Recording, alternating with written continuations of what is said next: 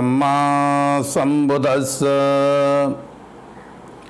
Homage to Triple Gems, Most Venerable Bhikkhu Sangha, and meritorious Upasaka, Upasika, Dayaka, Dayika, and all friends in Dhamma. Today, very good morning. I would be focusing on the point, the relevance of Buddhist education for emancipation or for solution of today's problem. Dear friends, Buddhism is nothing but an education system. And you know, education is the only tool, education is the only process which helps us for transformation. Education is the only instrument that differentiates us from animal nature, from animal kingdom. We are human being. What is the definition of this human being? Human being, it is also known as Manusya. According to Tathagata Buddha, the definition of Manusya is, this word is a combination of two words, Mana and Ussa. What is the Mana? Mana is the thinking part of our body. It is an activity. Of course, it is not an organ. And this is the thinking process of our body. And Ussa means to develop. Hence, therefore, we can say Manusya can be defined as the development of the thinking ability, or the animal or any living organism which develops its thinking capacity, thinking ability. It is known as Manusya. So, as we are human being, we are the only living organism in this world, in this environment, who is aware of its own existence. And at the same time, we are also aware of our suffering. We are also aware of all the feelings, experiences. And we try to come out from the suffering. It is very common to all the human beings. It is a common criteria of them that no one wants to be in suffering. Everyone wants happiness and peace. But we are searching from where? We are searching from the mundane potentiality. We are searching from the matter itself. And we are getting frustrations as we are unable to attain that peace or happiness. So today, mostly misery, anxiety, weariness, fear, greed, and so on, ruling over the human society. And human beings are suffering since ancient time. Human beings, man has been searching the source of happiness, and first he thought that happiness is something external, and he tried to search in the environment.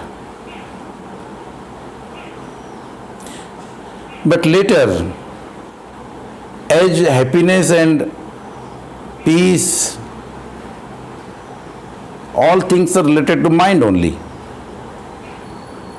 So, man started to search in mind. But at that time, he was not having the knowledge of the location of the mind. He was thinking that mind is an organ of the body and it is located in the heart. Because whenever he was feeling, whenever he was coming in contact with the environment, and whenever he feels pleasure or unpleasant feelings, the organ, that is the heart, is affected, and he can feel the changes in the heart. That's why he already took that mind is in heart. And even today, we used to say the cruel-hearted, kind-hearted, compassionate-hearted, and so on. But later, by the development of the medical science, human being could not find mind in the heart. Then he linked mind with the brain. But later, modern psychology developed, and all psychologists were not agree that brain is the mind. And before this, 2500 years ago and more than this, Tathagata Buddha, a great teacher, he taught us where is the mind. And he explained that mind is not an organ, but it is an activities.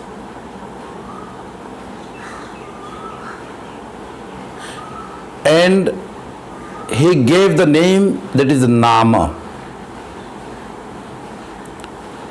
And he defined human being as the combination of Nama and Rupa. Rupa means the body itself, the matter, and Nama is the mind. So, this body, the human being is composed of Nama and Rupa, and we can say the physical part and the psychological part combinedly called as living organisms. And when this living being develops its mind, thinking mind, he is called as Manusya. So here I am using the thinking mind, and according to Buddhism, it is known as the Mana. The another part of the mind, that activities is known as emotional part, or we can say emotional mind, and that is defined as the chitta.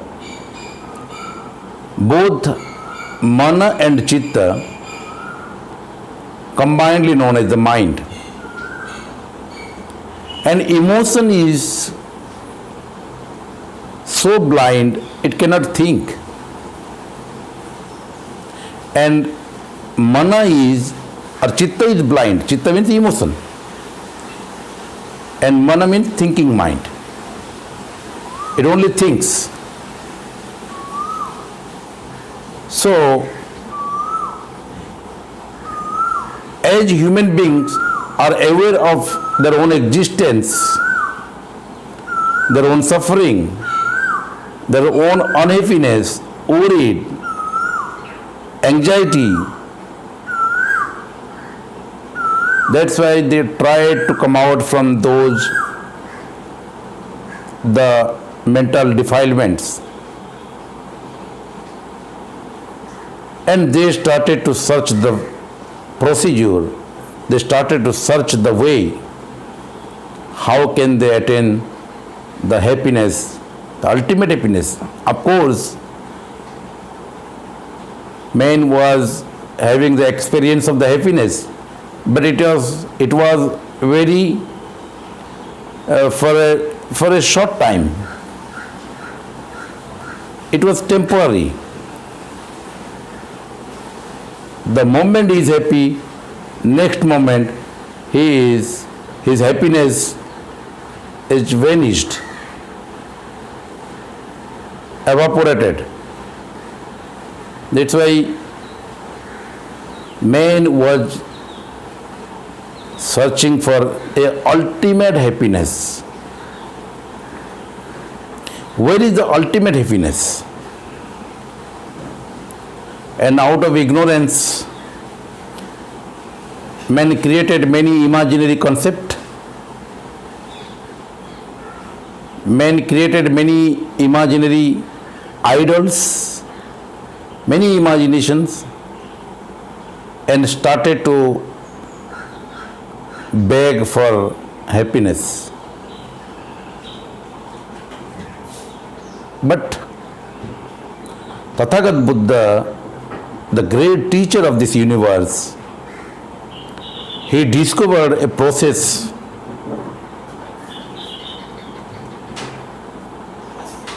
an education system in a systemized form, in a proper procedure. He gave the solution of this suffering. He gave a scientific way to come out from the suffering, and that is known as Buddhism. So, dear meritorious friends, we are going to learn it, we are going to discuss, we are going to study, we are going to practice, because we want happiness.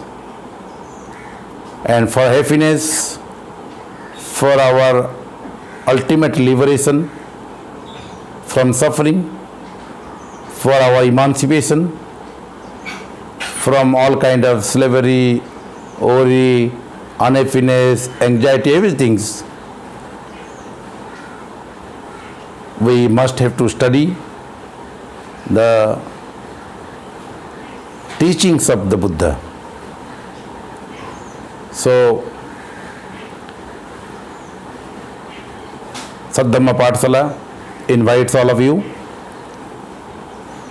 to this channel, and we will be discussing time to time regularly about the teachings of the Buddha. Thank you very much for attending us, and we are meeting again in next episode. Thank you. Bhavatu Sabba Mangalam.